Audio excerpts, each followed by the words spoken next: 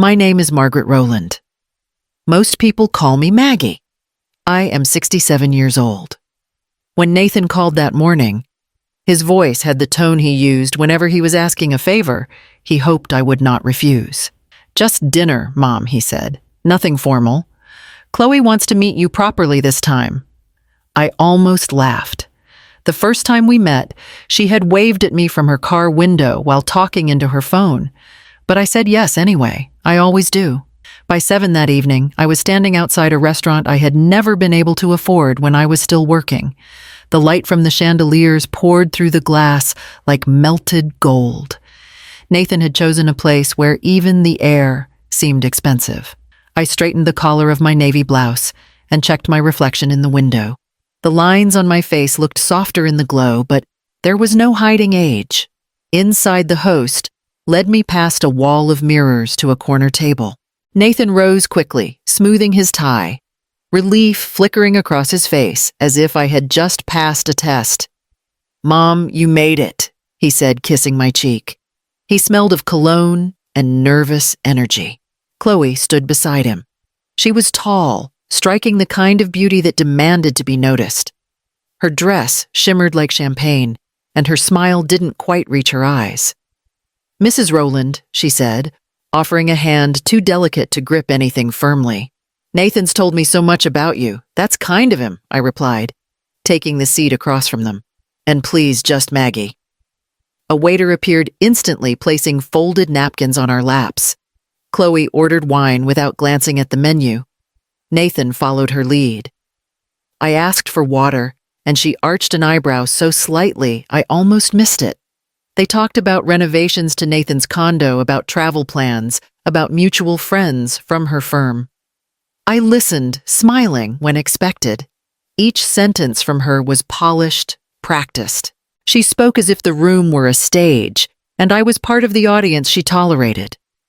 Nathan laughed too loudly at her stories. He glanced at me every few minutes, checking if I was saying the right things or using the right fork. It wasn't the first time he had been embarrassed by my quiet ways, but this felt different, calculated, not accidental. "So," Maggie Chloe said, swirling her glass, "Nathan tells me you used to work in human resources, right? That must have been steady." 30 years of it," I said, "mostly training and ethics programs." "How noble," she said, smiling as though the word had sharp edges. "I could never imagine spending that long in one office." Nathan cleared his throat. "Mom's retired now," he added quickly. "She likes small routines." "Reading, gardening. Lovely," Chloe said. "Everyone needs a hobby." The waiter set down plates, glistening with sauces I could not name. The smell of rosemary and butter filled the silence between us. I watched them eat their forks, moving in perfect rhythm. I remembered when Nathan was small and refused to eat anything green. Now he laughed at Chloe's jokes about people who still used coupons at the grocery store. I felt invisible in the glow of their youth and certainty. But invisibility has its comfort. It allows you to see more clearly. I saw the way she corrected him when he mispronounced a word, the way he laughed it off but flushed red.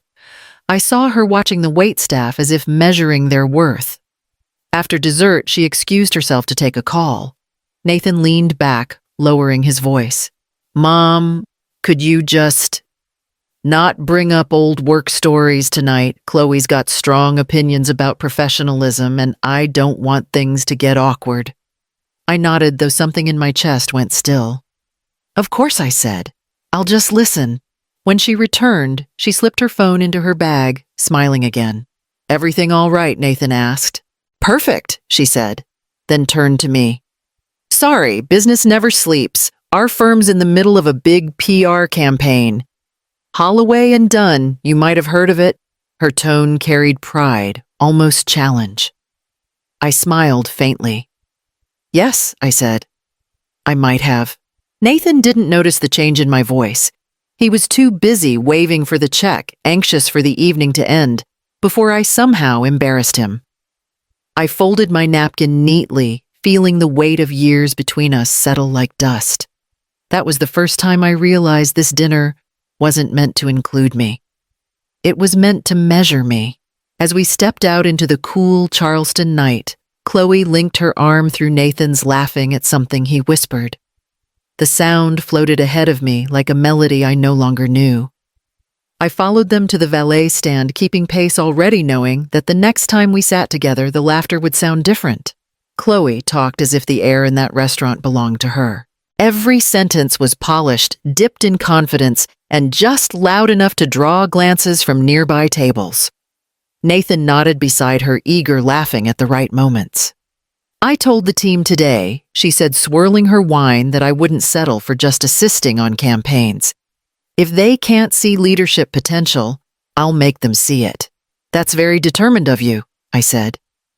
My voice came out calm, though her tone reminded me of my younger managers, the ones who thought ambition could replace experience. She smiled at me, her lipstick leaving a perfect print on the glass. You know how it is, Maggie. The world moves fast. You either adapt or become background noise.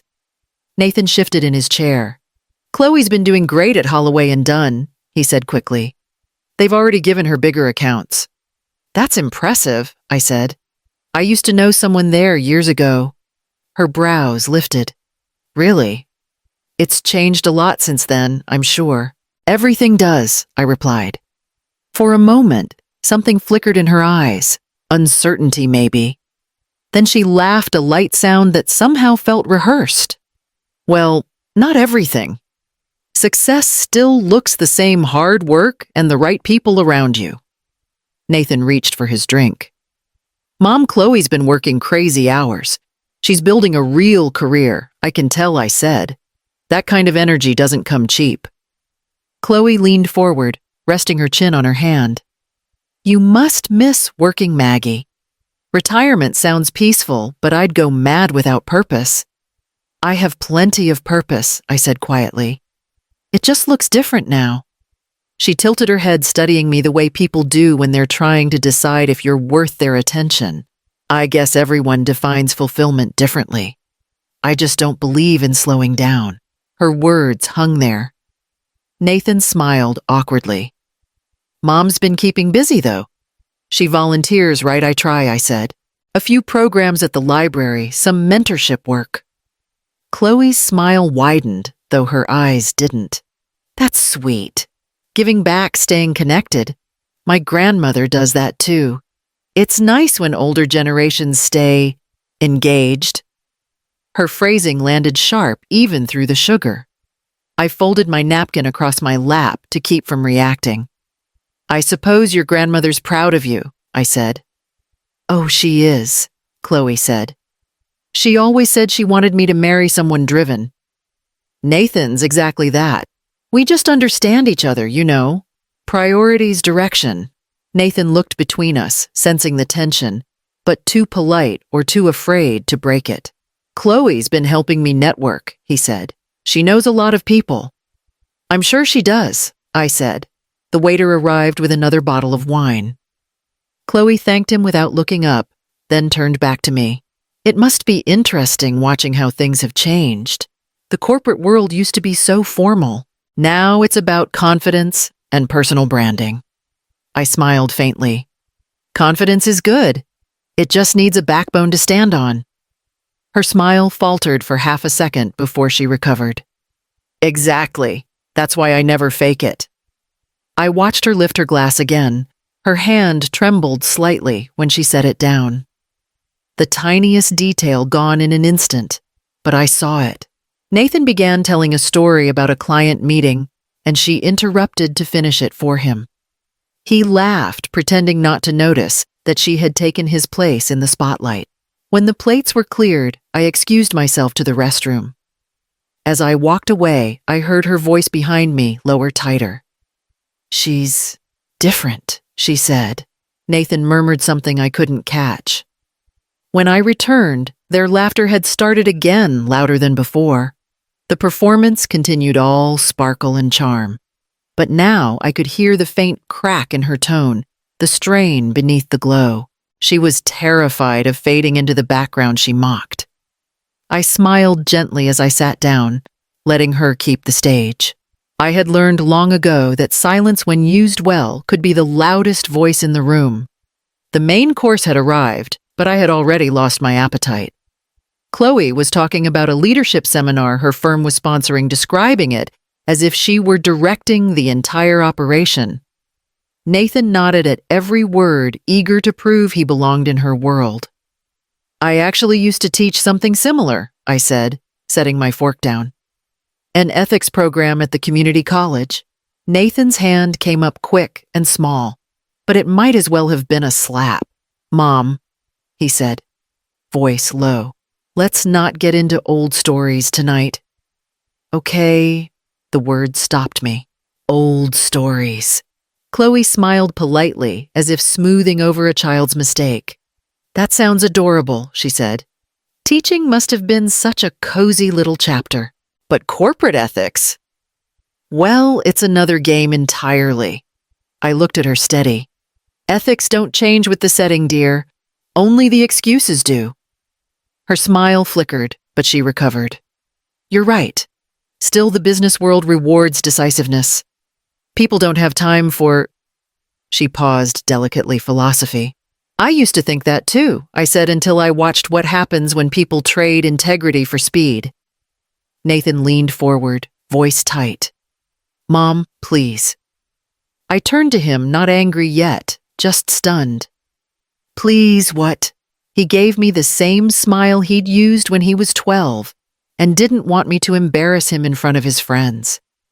"You're making things heavier than they need to be. Chloe's just talking about her work." "I was too," I said quietly. He sighed, rubbed his forehead, and forced a laugh. "Let's not make this a lecture. You know how you get sometimes." My throat tightened. "How I get?" He avoided my eyes. "You have these speeches about principles. Let's just enjoy dinner, okay?" Chloe reached for his hand under the table. "Nathan, it's fine," she said softly, though her tone said she enjoyed every second of the tension. "Your mom's passionate. It's sweet." I folded my napkin slowly, letting the fabric settle in my lap. "Sweet," I repeated. "That's one word for it." Nathan looked up, guilt flashing for half a second before it vanished behind practiced ease. "Mom, we're not saying anything bad. Sometimes you overthink things. The world's different now." "Different," I said. "But not necessarily better." He frowned. "You can't compare teaching a class to running a public relations firm. It's a different scale." "Scale doesn't change right and wrong," I said. "Only the number of people watching." Chloe gave a small laugh, glancing at the waiter who was refilling her glass. "I think we all see the world through the lenses we grew up with. My generation's just faster to adapt." Her tone was light, but her eyes stayed fixed on me, testing, measuring. "Adapting is easy when you think nothing valuable gets old," I said. Nathan's chair scraped faintly against the tile as he shifted, exhaling through his nose. "Mom, please don't make the family look bad." The words hit harder than I expected. They were too calm, too casual, as if this version of me, gray hair, slower step, softer voice, was a burden he had to manage. I looked at my son. He was handsome, successful, everything I had worked for. But I could barely see the boy who used to run to the door shouting my name. "I didn't realize sharing my life made you look bad," I said, keeping my tone level. He started to speak, but I lifted a hand just as gently as he had silenced me earlier. "Don't worry," I said. "I'll let you two finish your conversation." For the rest of the meal, I ate in silence. The clink of silverware filled the space between us, each sound sharper than the last. Chloe kept smiling. Nathan kept pretending nothing was wrong, and I sat there watching the boy I raised drift further into someone else's reflection. When the check came, I let him pay without argument. The small act of silence felt like the only dignity left to claim. The waiter poured another round of wine before I could refuse. The glasses glimmered under the warm light, each filled to the same perfect level. Chloe lifted hers first. "To success and sophistication," she said, her voice bright and clear. To people who know how to make the most of their opportunities and who never settle for ordinary. Nathan smiled and clinked his glass against hers. To that he said, I raised mine halfway out of courtesy. The words never settle for ordinary sat between us like a challenge. Chloe took a slow sip, then glanced my way. You must be proud, Maggie. Nathan told me you worked in public service for what decades? That takes patience. Nearly 35 years, I said. Mostly in training and compliance. Her smile sharpened. Patience and restraint, she said. I could never do it. I'm too driven to wait around for policies to change. Nathan chuckled, as if that explained everything. Mom's always been the careful type, he said. She used to tell me slow decisions last longer. That's sweet, Chloe said. Though in today's world, hesitation looks a lot like fear. The table went quiet. I could hear the faint hum of the restaurant's music, a low saxophone playing something mournful and sophisticated. I set my glass down, folding my hands on the linen. Fear keeps you alive, I said softly. Recklessness just keeps you busy. Nathan shot me a look, half pleading, half warning. Mom, she didn't mean it that way. I'm sure she didn't, I said. Chloe leaned back, unfazed. I admire your perspective, she said. I guess every generation has its own rhythm. Yours believed in caution. Ours believes in momentum. Momentum without direction is chaos, I replied. Her eyes glinted, amused. Maybe, but chaos gets headlines. Nathan laughed a little too loudly, reaching for the bottle. All right, no debates tonight, he said, filling his glass again. We're celebrating. Chloe's firm just landed a major client, one of the biggest accounts in the Southeast. Chloe laughed, resting her manicured hand on his arm. Oh, it's nothing. Just a little validation that I chose the right path. All those late nights paid off. That's wonderful, I said. She tilted her head, the gesture almost kind. You know, Maggie, I used to think stability was the goal. But after meeting people in real positions of influence, I realized something comfort is just another kind of cage. Her words landed carefully, coated in charm. Nathan smiled at her, as if she had just quoted scripture. I suppose it depends on what you value, I said. Some cages are built out of responsibility, some out of ego. Nathan's laughter faltered. Chloe's gaze lingered on me sharp enough to slice the air. Then she raised her glass again, smiling as if nothing had been said. To success, she repeated, and to knowing when to let go of old definitions of it. They drank. I didn't. I kept my hands folded, feeling the linen cool against my palms. The toast ended, but its echo stayed.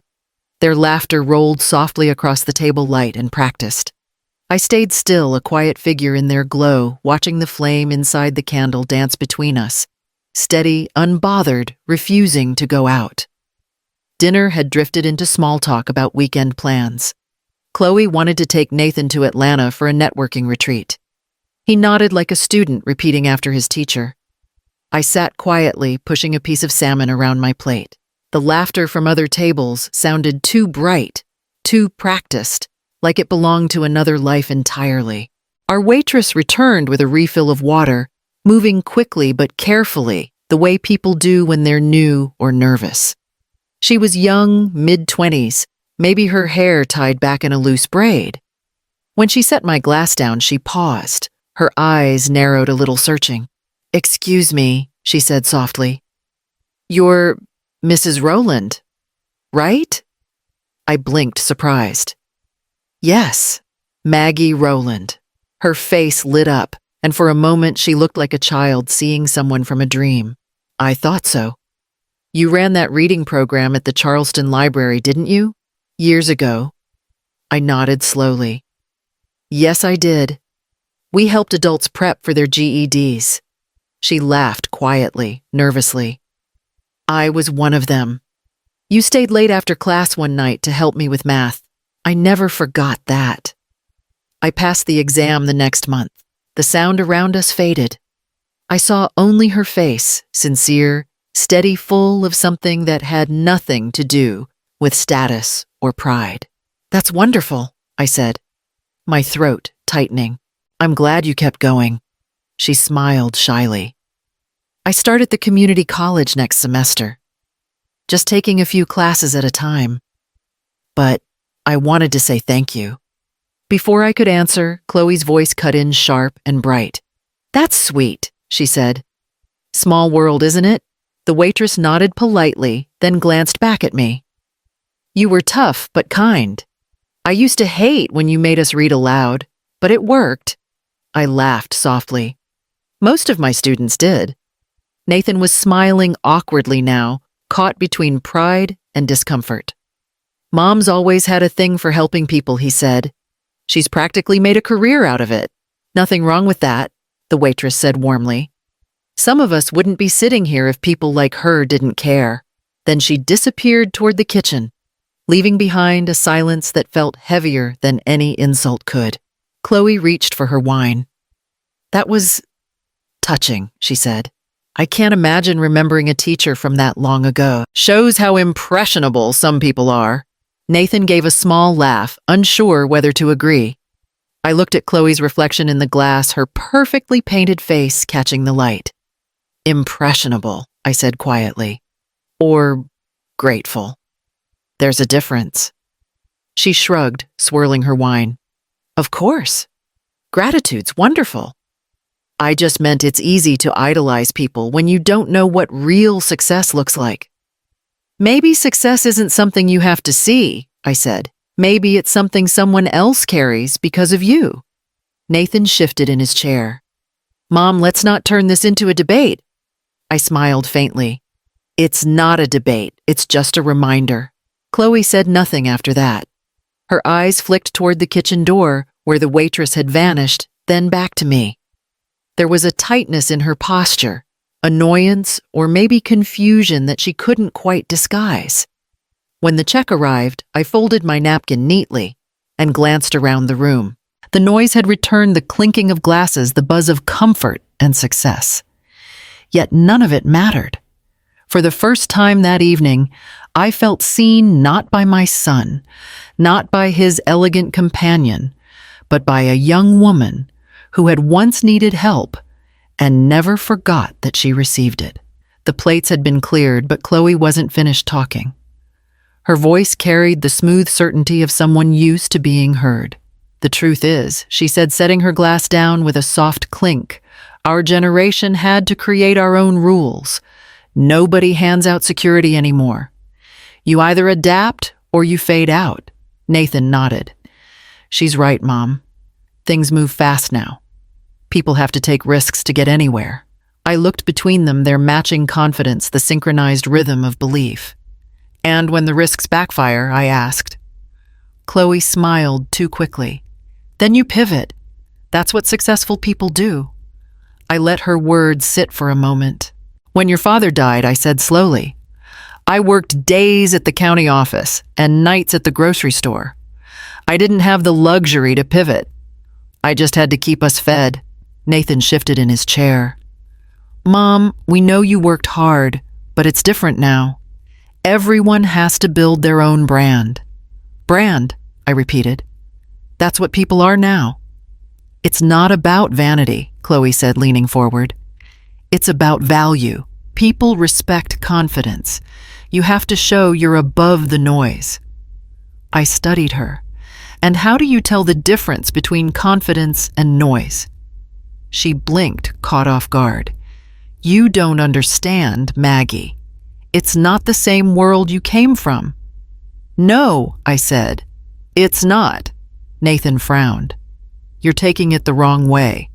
Chloe's just explaining how things work now. I understand exactly how they work, I said quietly. But I also know what it costs when everything becomes a transaction. Chloe's tone softened, but her eyes stayed sharp. You've done your part. You built stability. That's admirable. But stability doesn't get you power. I never wanted power, I said. I wanted peace. She tilted her head, a faint smirk on her lips. Peace doesn't pay for a view in Charleston. Nathan laughed lightly, though it sounded forced. Come on, Chloe. Don't start. She smiled, pretending to yield. I'm just saying our parents worked so hard to survive that they forgot how to live. We don't want that. I thought of the nights after my husband's funeral sitting at the kitchen table with overdue bills spread like battle plans. The hum of the refrigerator, the quiet ache in my hands, the way Nathan's bedroom light burned late while I whispered numbers under my breath. Living isn't the same as showing off that you're alive, I said. Nathan sighed, rubbing the bridge of his nose. Mom, you always make things heavier than they are. We're just talking about ambition. I had ambition, I said. Mine just didn't need applause. Chloe crossed her arms, tone light but dismissive. You sound like every professor I've ever met lecturing about morals while the rest of us are actually moving forward. I smiled faintly. Then keep moving, dear.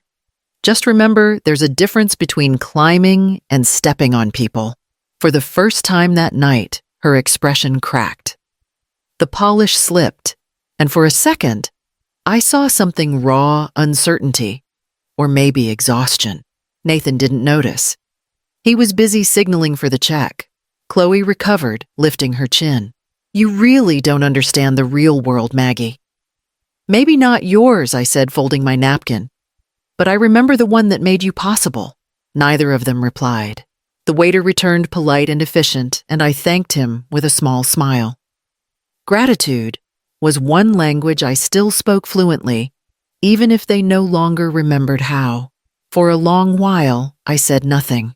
Nathan and Chloe had turned the conversation back to themselves, her next project, his work schedule, the kind of talk that fills the air but leaves no space to breathe. My hands were steady on the table, but inside something burned low and hot. I heard my husband's voice in my head as clear as if he were sitting beside me. You can't teach with rage, Maggie. Anger might make you right, but it won't make them listen. So I stayed still. I let Chloe talk. She was explaining a campaign pitch to Nathan, waving her hands as though directing a performance. It's all about perception, she said. Clients don't care what's real, they care what looks solid. Half the time we're fixing stories before they fall apart. Nathan grinned. That's where she shines. She can sell anything. I can, she said, lifting her chin proudly. It's why they trust me with the high-profile clients. Holloway & Dunn doesn't hand those out easily. The name struck like a soft bell in my chest. I looked up slowly. Holloway & Dunn. Chloe smiled, pleased I'd heard. Yes. Public relations and strategic branding. We handle major corporations, political campaigns, big money. I'm part of the new talent division. My pulse quickened, but I kept my tone even. I know it well. Oh, she said. You've heard of it. Nathan jumped in, eager to connect us. Mom used to work with government contracts, I think. Right, Mom. Not quite, I said. I was on the compliance board for Holloway & Dunn about 10 years ago. I helped draft their first internal ethics policy. Chloe froze, the brightness in her eyes dimming for the first time that night. I retired before the merger, I said, stirring my water calmly. But I still sit on their senior advisory committee, volunteer basis now. Nathan blinked. Wait, really? You never mentioned that. I didn't think it would come up. Chloe's posture changed shoulders, tightening voice a shade smaller. That's interesting. I had no idea. I'm sure you didn't, I said gently. The silence that followed stretched thin. Nathan cleared his throat, forcing a laugh. Well, small world, huh? Chloe recovered quickly, though her smile no longer looked effortless. It's a big firm. I doubt our paths will cross. Maybe, I said. But you'd be surprised how small the world gets when people start cutting corners. Her eyes flicked toward me, sharp, defensive. I don't cut corners. I'm glad to hear it. Nathan's gaze bounced between us uneasy. All right, can we relax? It's just dinner. Of course, I said. Just dinner. I took another sip of water and felt the anger settle into something cooler, steadier. Across from me, Chloe smiled again, but her fingers tapped nervously against the stem of her glass. She thought she had been teaching me about power all evening. But now, as her laughter faltered and her voice softened, I realized something simple and satisfying. She had just walked straight into my old office. Chloe's voice was still gliding across the table, smooth and practiced. "They only hire the best," she said. "Holloway and Dunn is selective. Most people never make it past the interview." I blinked, trying to mask the jolt that ran through me. That name, Holloway and Dunn. I hadn't heard it aloud in years, not since I'd retired. For a moment, the restaurant faded, and I could almost smell the old conference room coffee, hear the low hum of after-hours meetings. I reached for my purse and slipped my phone into my lap. "I see," I said softly. "And what do you do there, Chloe?" "I'm in strategic branding," she said. "Intern for now." "But they already said they'll move me up. I just have a feeling I'll fit in." "I'm sure you will," I murmured, unlocking the screen beneath the table. My fingers moved from memory company intranet board access search field. Nathan was talking about something else, something about a golf trip, but his voice was background noise. I typed CHLOMERRIN.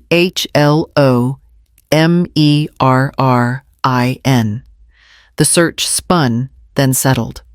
Probationary hire, 3 months. Reports to Division HR. My division. I scrolled once more, heart steady, not racing. The internal note caught my eye. Supervisor Margaret Rowland, Senior Advisor Rhett. Active mentorship assignment, pending. I exhaled slowly and placed the phone back on the table. Chloe lifted her glass, unaware.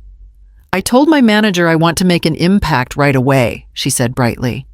"Not just do busy work. People respect drive." I smiled, quiet and measured. "Some do. Others prefer patience." She shrugged her earrings, catching the light. "Patience is just what people say when they're afraid of falling behind." Nathan chuckled. "Chloe doesn't wait around. That's what I love about her." "Of course," I said. "That kind of confidence will take you far." Chloe leaned forward, eager to impress. "You probably wouldn't understand what that place is like now. It's all innovation, no old-school rules holding us back. The ethics committee hardly matters anymore." Her words landed softly, but precisely, like a test she didn't know she was failing. I reached for my napkin, folding it carefully. "Well," I said, "it seems you've chosen a challenging environment. I know the people who built it once believed in balance, results, and respect." She laughed lightly. "That sounds very nostalgic." I didn't answer. My thumb rested against my phone again, the screen dim but alive with her name. For the rest of dinner, I let her talk about ambition, promotion, and the future she thought she owned. By the time the waiter cleared the plates, I already knew the truth. The firm that taught me everything about restraint had just hired the woman teaching me about arrogance. By the time dessert arrived, Chloe had regained her rhythm. The wine had softened her voice, the laughter from nearby tables had grown louder, and she was glowing again, back in her role, back in control. "You know," she said, brushing a strand of hair from her face, "I think the firm finally sees what I bring to the table. I mean, the woman who runs HR there, she's incredible. Absolutely brilliant. People are terrified of her, but she gets results. She doesn't play politics. She just commands respect." Nathan smiled proudly. "Chloe always talks about her like she's a legend. What's her name again?" Chloe twirled her spoon in her empty cup, eyes bright. "Margaret Rowland. She's retired now, I think. But she still consults sometimes, and everyone says her standards are impossible. It's wild. My supervisor told me she still reviews new hire files personally, even though she doesn't have to." I felt the air shift slightly, the smallest tremor running beneath the tablecloth. Nathan laughed. "That sounds like Mom. Total perfectionist, right, Mom?" Chloe laughed too, oblivious. "Exactly. The kind of woman who would spot a typo in a legal brief from across the room. But honestly, she's kind of a myth now. People act like she built the place." I folded my hands, slowly steadying my voice before I spoke. "That's interesting," I said. "I signed your onboarding paperwork." The sound of her spoon hitting the saucer was quiet, but sharp enough to cut through the room's chatter. Her head turned fast. "What?" Nathan blinked. "Mom, what do you mean?" I looked at Chloe. "Your name came through the advisory review last quarter. Chloe Marin, right? I recognized it tonight." She didn't speak. Her eyes darted to Nathan, then back to me. You can't be that Margaret Rowland. I said. "And for the record, I don't review every file personally anymore, but your supervisor asked me to look at a few interns, promising ones." Her mouth opened slightly, then closed. The confidence that had filled her all evening slipped out of her posture like air from a balloon. Nathan's expression shifted between shock and something heavier. "Wait, Mom. You're still on the board. I thought you retired." I did. Mostly. But they still ask for input when it involves mentorship or ethics compliance. Chloe's voice came out quieter now. "You mentorship?" I smiled gently. "You wrote in your interview that you value integrity above all else." I made a note about that. It stood out. She flushed the color rising fast. "That's just something you say in interviews." "I know I said, that's why I wrote it down." Nathan ran a hand through his hair. "So you knew she worked there this whole time?" "No," I said. "I didn't. Not until she mentioned it." The silence stretched long. Chloe stared at the tablecloth, her reflection trembling in the water glass.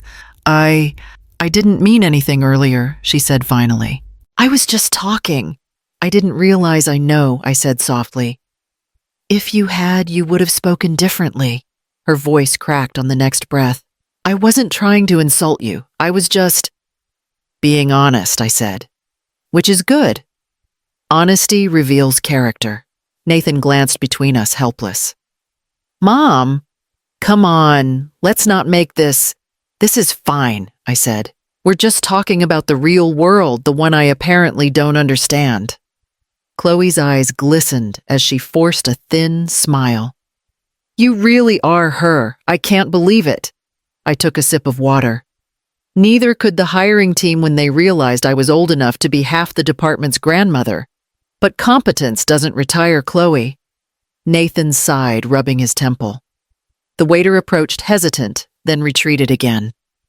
Chloe cleared her throat. "So, what happens now?" "Nothing." I said, "You'll keep working. You'll learn, maybe stumble, maybe succeed. Just remember, someone will always be watching, not to judge, but to remind you what respect looks like." The table went still. Even the laughter from across the room seemed to fade. Chloe nodded faintly, unable to meet my eyes. Nathan reached for his glass, but his hand shook just enough for the ice to clink. I sat back, breathing slow and steady. The storm had passed, and in its wake came silence, not awkward, not angry, just heavy with truth. For the first time all night, no one at that table laughed. The sound that filled the room instead was smaller, quieter, and far more honest. The sound of respect finding its way back home. For a few seconds, no one moved. The air between us turned thick, as though every sound in the restaurant had been swallowed by the weight of what I had just said. Nathan's eyes darted from me to Chloe, confused, pleading for an explanation that didn't exist. "Mom," he said finally, his voice breaking slightly. "What? What do you mean you signed her paperwork?" I kept my tone even. "Exactly that. I reviewed her onboarding documents for Holloway and Dunn last quarter. My signature sits on the bottom of the file under approved with mentorship potential." Chloe's lips parted, but no words came. The confidence that had sparkled all night drained from her face, leaving behind someone much younger, smaller. "That's impossible," she said, though her voice trembled. You're retired." "They said Margaret Rowland only consults occasionally." "I do," I said. "Occasionally. When the role fits the values we use to build the firm around." Nathan leaned forward. "Wait.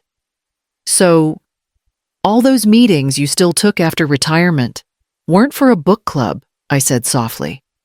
They were for the same company you thought I'd left behind. Chloe's breath caught and she let out a weak laugh that didn't sound like laughter at all. I had no idea.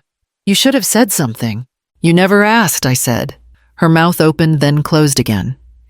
She looked at Nathan for help, but he stared at the table, unable to meet her eyes. I wasn't trying to be disrespectful, she murmured. I didn't mean anything by it. I know, I said. That's what makes it honest.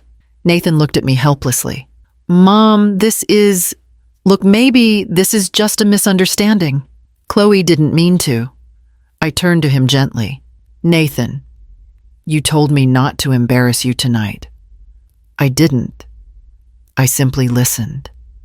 He fell silent. The only sound came from the waiter nearby, setting down a tray for another table, pretending not to notice the small storm that had settled over ours. Chloe tried to straighten in her seat. This doesn't change anything. I'm good at what I do. I'm sure you are, I said. Talent and humility can exist together. You just forgot one for a while. Her eyes flicked toward me. The shimmer gone from them, now replaced by something brittle. You think you're teaching me a lesson? I shook my head. No. You already taught yourself one. Nathan whispered, Mom, please. I turned to him fully, then, not as his mother, but as someone finally finished waiting for recognition. Nathan, you used to sit beside me when I graded papers. You watched me work until 2 a.m. so you could stay in school after your father died. I never told you this, but the scholarship you got wasn't from the college. It came from my overtime pay at Holloway and Dunn, the same place this young woman works now. His mouth opened, but no sound came. Chloe's eyes widened. You paid for him yourself. I did what mothers do, I said. Nathan's face flushed red. Why didn't you ever tell me that? Because gratitude means less when it's demanded, I said. He slumped back in his chair. Chloe fidgeted with the napkin in her lap, her fingers trembling. I should have known, she said under her breath. I should have realized who you were. You saw what you wanted to see, I said softly. An older woman past her relevance. It's a common mistake.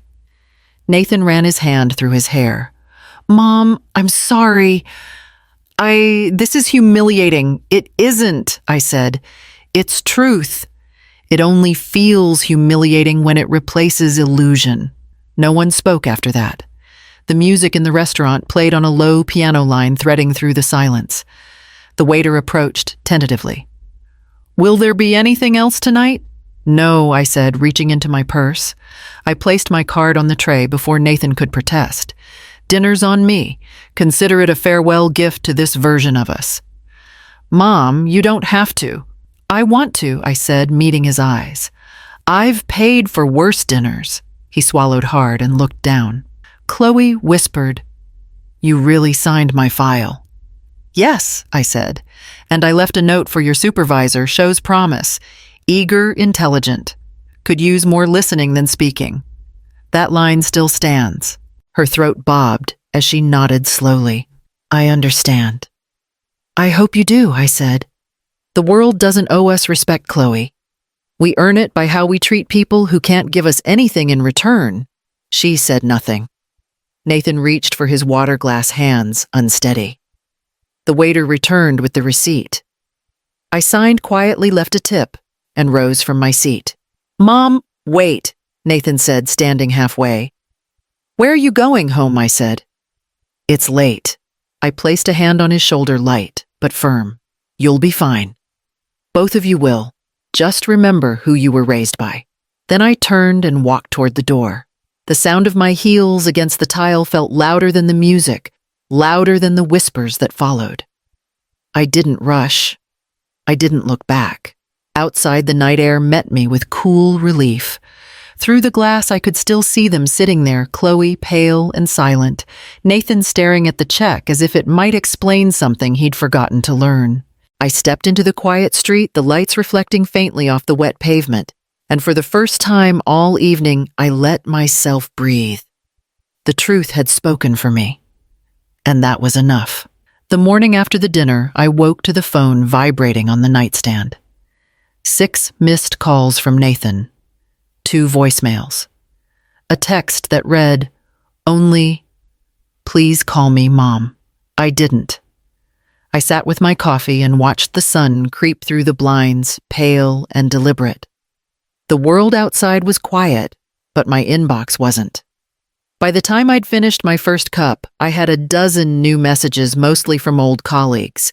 The first one read, "Is it true what happened at the Grove last night? Chloe Marin with your son." I stared at it, then scrolled to the next.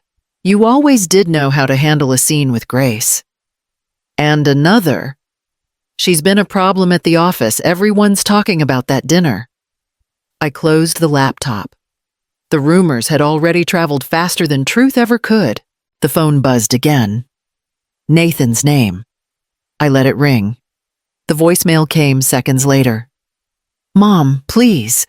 I didn't mean for last night to happen that way. Chloe's a mess, I'm a mess. Just please call me." His voice was strained, younger somehow.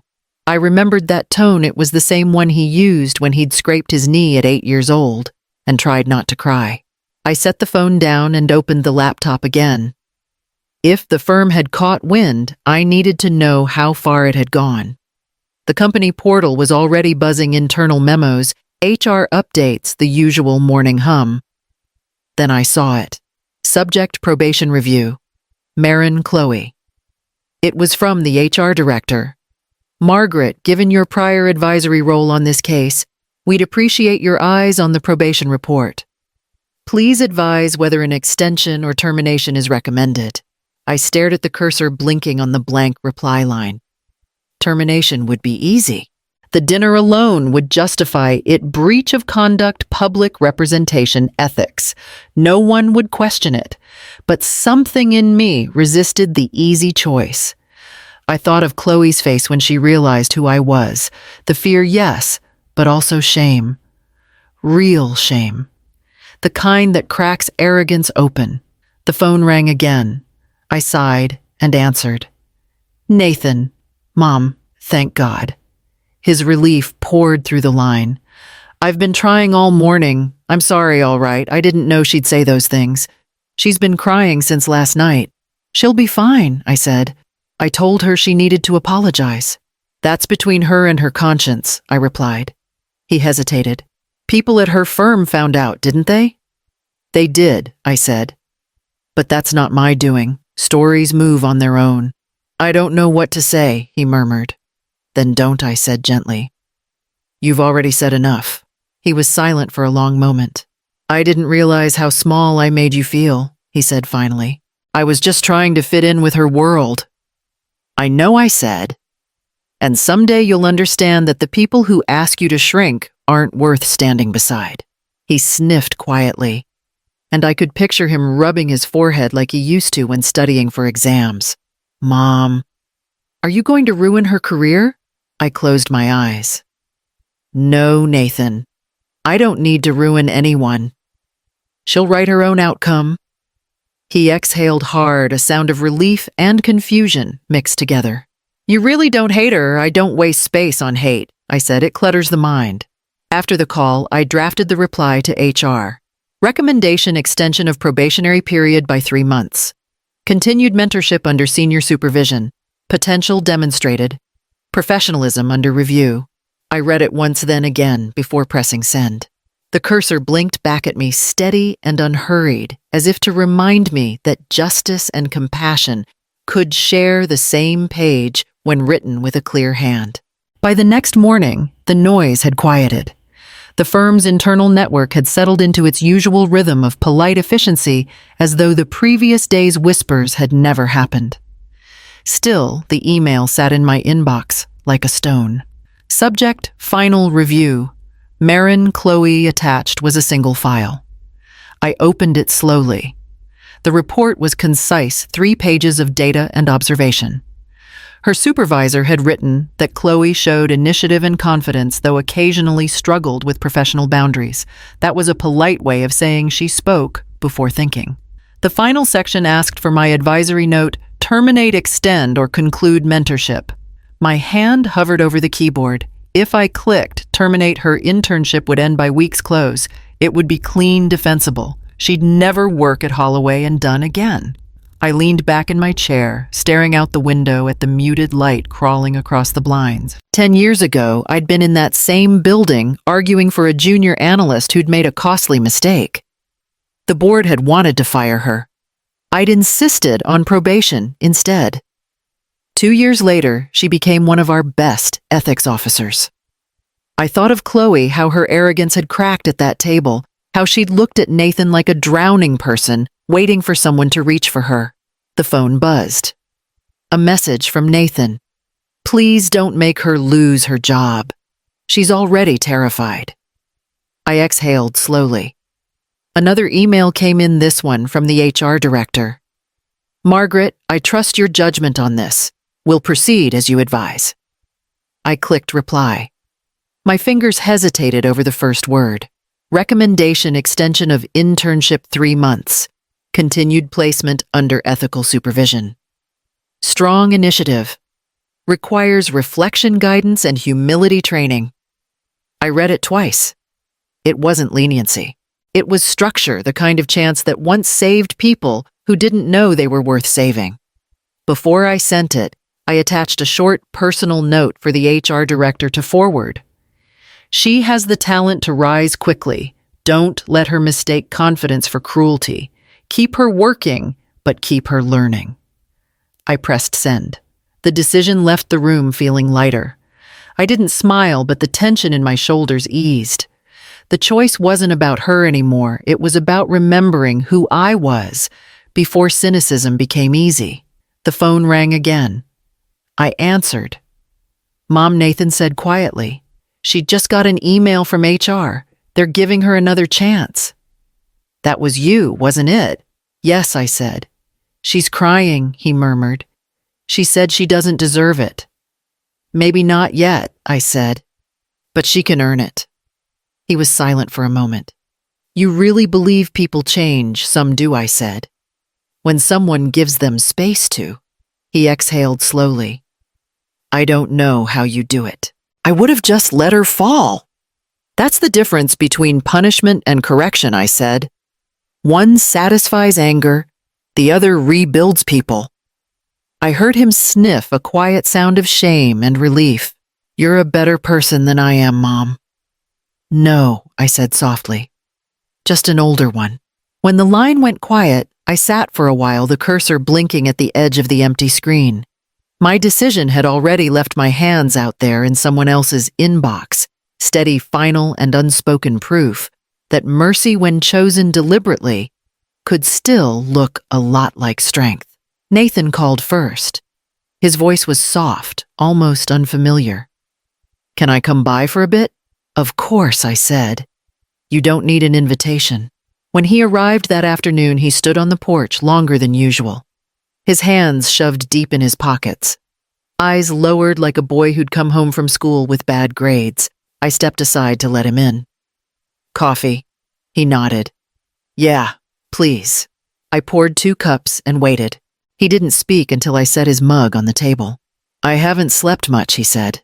Everything feels heavy. Guilt usually does, I said gently. He winced, then nodded. I deserve that. For a while, the only sound was the faint hum of the refrigerator. He rubbed his palms together as though warming them against a fire that wasn't there. Chloe's been quiet, he said finally.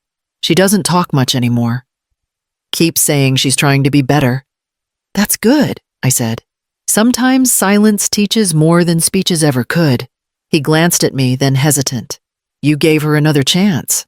I didn't think you would. I didn't do it for her, I said. I did it because I remember what it's like to be young and convinced you're smarter than everyone else. Life humbles us all, just on different schedules. He looked down at his hands. I was cruel to you at that dinner. I've replayed it so many times. The way I spoke, the way I let her. You wanted to belong, I said. You thought respect came from proximity to power, but all it ever does is shrink you to fit someone else's comfort. He swallowed hard. You make it sound so simple. It isn't. I said. You wanted a world without my kind of wisdom. Now you see what it costs. He let out a shaky breath. I thought you were stuck, that you didn't understand what it means to move forward. But you were miles ahead of me. You just didn't need to prove it. I smiled faintly. When you've lived long enough, proof becomes optional. He laughed softly. The sound cracked at the edges. I don't know how to fix it. I feel like I've been living as someone I don't even like. Then stop, I said simply. Apologies mean little if you keep walking the same road. Change your pace, change your direction.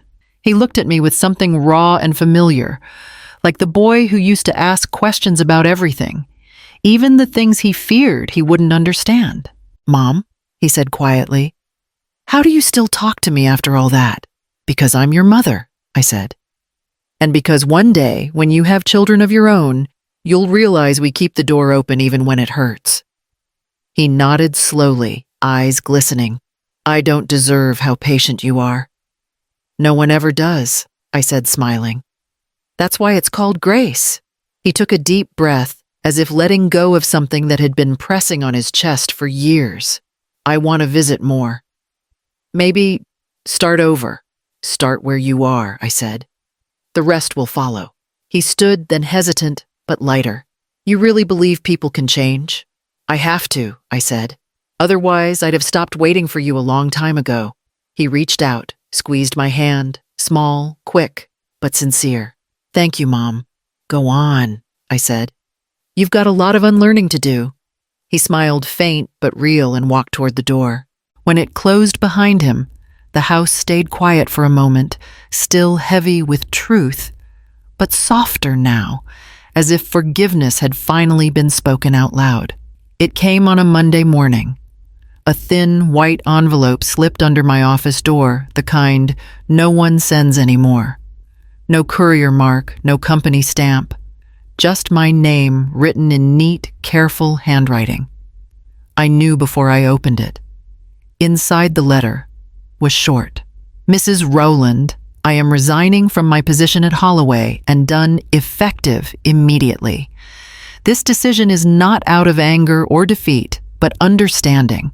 I spoke more than I listened. I acted before I learned. I see now that the success I chased was built on borrowed wisdom I never stopped to thank. You once told me that honesty reveals character. I hope this is the start of mine. Respectfully, Chloe Marin. I read it twice then, once more slower the third time. There was no arrogance between the lines, no hidden defense, just quiet recognition. The kind of tone people only find after losing something they mistook for certainty. Nathan called an hour later. She quit, he said softly. I know, I said. He hesitated. Did you tell her to? No, I said. Some lessons don't need instructors. She feels awful, he continued. Says she embarrassed herself, says she embarrassed me. Maybe she did, I said. But shame fades. What she does next will matter more. He was silent, then asked, Will you talk to her if she reaches out? I said. But she doesn't owe me words, just growth. Nathan sighed. You're better at letting go than I am. I've had more practice, I said. After we hung up, I sat with the letter again. I'd seen hundreds like it through the years, apologies dressed in formality words chosen for effect rather than meaning. But this one was different. It didn't try to erase what had happened. It accepted it. I pulled her file from the cabinet, placed the letter neatly on top, and wrote a single note in the margin before closing the folder. Character takes longer to build than a resume. Then I slid the file into the drawer and locked it. The window across from my desk reflected a pale morning sky. For a moment, I thought about calling Chloe just to tell her she still had time to rebuild. But some silences belong to the person who earned them. I turned off the desk light, gathered my bag, and walked out, leaving the office just as I had found it, orderly, quiet, waiting. The letter stayed behind, resting where truth often ends up filed away, but not forgotten. It was a quiet morning when Nathan called. Can we meet for coffee? He asked. Just us. Where I said, he paused. Charleston Harbor, the old pier, though that place had once been our Sunday ritual, back when he was still small enough to run ahead without worrying about the cracks in the boards, when we used to share one cinnamon roll between us because money was tight, but laughter wasn't. Now, decades later, I parked near the same spot. The gulls still circled. The wind still smelled of salt and memory. Nathan stood near the railing, 2 cups in hand, staring out at the water. I wasn't sure you'd come, he said as I approached. I wasn't sure you'd ask, I replied. He handed me one of the coffees. They still make it the same, he said. I took a sip. A little stronger than I remember. He smiled faintly. Guess we both are. We stood there a while, letting the silence do its work. Then he said, I've been thinking about Dad lately. Your father would have been proud of you, I said. He shook his head. He'd have been disappointed. I forgot everything you both taught me. About humility. About gratitude. You learned eventually, I said softly. Sometimes the hardest lessons need to echo first. He glanced down at his cup. I used to think pride was strength, he said. Now I see it's just armor. And armor gets heavy after a while. I smiled. You sound like your father. He used to say pride is just fear in a better outfit. Nathan chuckled, quietly, eyes glistening. I remember him saying that when I was 14. You two were arguing about fixing the porch light. I thought he was talking nonsense. He was talking about us, I said. Nathan's voice softened. He always loved how steady you were. Said you could hold a storm in one hand and a cup of tea in the other. Tea spills sometimes, I murmured. But I try. He leaned on the railing watching the waves. I used to come here after he died. Didn't tell you. I'd just sit here and wait for something to make sense. But it never did until recently. What changed, I asked. You, he said. You didn't fight back at that dinner. You didn't shout, didn't try to prove anything. You just stood there and let the truth do what shouting never could. It hit me I'd spent years running from the kind of strength that raised me. His words landed heavy, then gentle. I didn't lose you, Mom, he said after a long pause. I just had to see you again. The real you. I turned to him, the breeze tugging at my sleeve. You never stopped seeing me, Nathan. You just looked in the wrong direction for a while. He blinked quickly, then smiled through the sting in his eyes. You're still the only person who can make a life lesson sound like grace. Age teaches economy, I said. Fewer words, deeper roots. He laughed softly. Maybe that's what I'm learning now. We walked the length of the pier together, slow and unhurried. The water shimmered under the morning light, quiet and forgiving. As we reached the end, Nathan said, Can we make this a habit again? Sundays, just us. I nodded. As long as you bring the coffee, he smiled. Deal. We stood side by side, the air filled with gull cries and tide songs. For the first time in years, the space between us felt warm again, not from apology, but from understanding. And when pride finally broke, it left enough room for something else, something softer, something alive to breathe. It was Nathan's idea. No restaurants, he said on the phone, just dinner at home. I'll cook. I didn't believe him at first. My son, who once burned toast trying to impress a date, was suddenly hosting a meal. But when I arrived that evening, the smell of roasted vegetables and garlic filled the house. The table was simple. No polished silver. No place cards. Just white plates and a single photograph of his father resting against a small vase of daisies. Nathan opened the door with a grin. Don't laugh, he said. I followed a recipe this time. I'm impressed already, I said. He looked older, not in years, but in presence. The easy arrogance he once carried had softened into something quieter, steadier. Come in, he said. Dinner's almost ready. As I stepped inside, I saw a few familiar faces, neighbors, an old friend of his from work, even the waitress from that long-ago dinner. Nathan said you taught him how to roast vegetables, she said with a smile. He's been practicing. I laughed. That explains the smell. We all sat down, passing dishes across the table. The air was full of warmth of conversation that didn't need to prove anything. For the first time in years, I felt like a guest in my son's home, not an outsider. When the plates were nearly empty, Nathan stood up, glass in hand. Before dessert, he said, "I need to say something." I froze, remembering another dinner, another toast, the one that had burned instead of blessed. But his voice was steady. "I've made a lot of mistakes," he said, looking at me. "I've chased the wrong kind of success. I forgot the people who made me who I am." The room went still. Even the waitress stopped stacking plates. "I used to think I was protecting my image," he continued.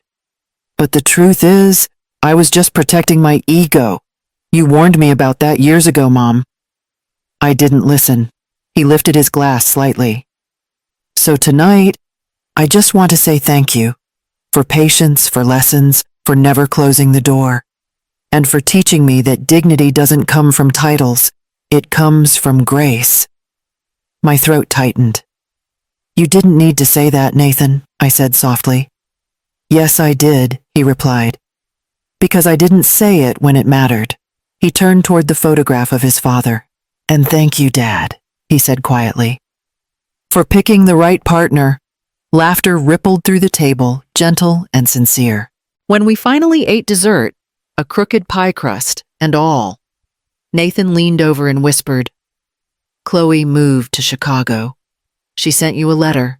Said she's sorry. Really sorry." I nodded. "I hope she's learning to build something better this time." "She is," he said. "So am I." The night ended with no speeches, no music, just shared dishes, soft conversation, and the sound of the harbor wind outside. The same kind of dinner once took something from me. This one gave it back. Evening came softly folding over the house like a sigh. I sat by the window with my journal open, the same one I had started the week Nathan left for college. So many entries filled with worry, with waiting, with words I never said aloud. Tonight's ink flowed calmer. "Respect earned in silence lasts longer than praise shouted loud." I set the pen down, feeling the weight of that sentence settle in my chest. It wasn't wisdom I'd planned to write. It was just what remained after everything else had burned away. My phone buzzed on the table. A message. "Nathan, thanks for never giving up on me." No punctuation, no long explanation. Just that. I read it twice, then a third time, the corners of my mouth lifting without permission. The boy who once flinched at my voice now wrote with gratitude instead of guilt. Growth rarely arrives with fanfare. Sometimes it's just 4 quiet words that fill the whole room. I typed back slowly. "Always son. That's the job." The house was still, but not lonely anymore. The walls no longer echoed with absence. They just breathed with memory. I closed the journal, placed it beside the lamp, and stood. The porch light switch felt familiar beneath my fingers. I used to turn it on, hoping for someone's return, for headlights cutting through the dark, for footsteps up the walk. Now I flicked it on for a different reason. The soft glow spread across the front yard, catching the edge of the garden, the wind chime by the railing, the faint reflection of my own face in the window. It wasn't a beacon anymore. It was a boundary and a welcome. Peace, I realized, doesn't arrive with apology or applause. It comes quietly when you no longer chase it. Outside, the air was cool, the night steady. I stood there for a while, just listening to the hum of the streetlights, to the rhythm of my own breathing. Then I whispered into the stillness, more to myself than to anyone else. "We're all home now." The light stayed on.